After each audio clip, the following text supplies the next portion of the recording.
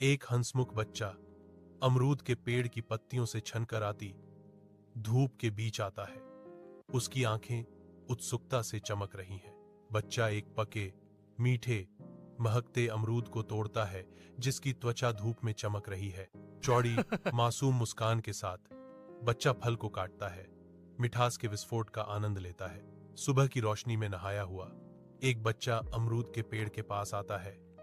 उनकी आंखों में उम्मीद चमक रही है, लेकिन निराशा उनके चेहरे पर छा जाती है क्योंकि वे शाखाओं को खाली पाते हैं। हर अमरूद गायब हो जाता है।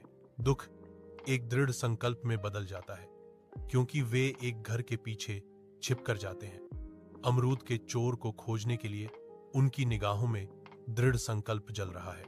बच्चा सावधानी से गोरिल्ला के घर में झोंकता है। हरे रंग की छाया और मिट्टी की गंध की दुनिया। एक कोमल विशाल गोरिल्ला धीरे से अपने छोटे भूखे बच्चे को एक चुराया हुआ अमरूद देता है।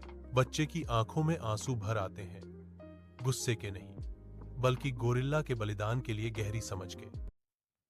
एक हंसमुख बच्चा अमरूद के पेड़ की पत्तियों से छनकर आती धूप के बीच आता है। उसकी आंखें उत्सुकता से चमक रही हैं। बच्चा एक पके, मीठे, महकते अमरूद को तोड़ता है जिसकी त्वचा धूप में चमक रही है। चौड़ी, मासूम मुस्कान के साथ बच्चा फल को काटता है, मिठास के विस्फोट का आनंद लेता है। सुबह की रोशनी में नहाया हुआ एक बच्चा अमरूद के पेड़ के पास आता है। उनकी आंखों में उम्मीद चमक रही है, लेकिन निराशा उनके चेहरे पर छा जाती है क्योंकि वे शाखाओं को खाली पाते हैं। हर अमरूद गायब हो जाता है। दुख एक दृढ़ संकल्प में बदल जाता है क्योंकि वे एक घर के पीछे छिप कर जाते हैं।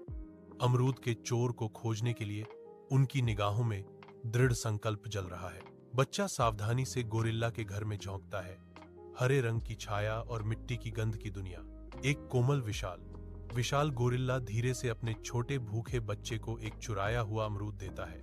बच्चे की आंखों में आंसू भर आते हैं, गुस्से के नहीं, बल्कि गोरिल्ला के बलिदान के लिए गहरी समझ के।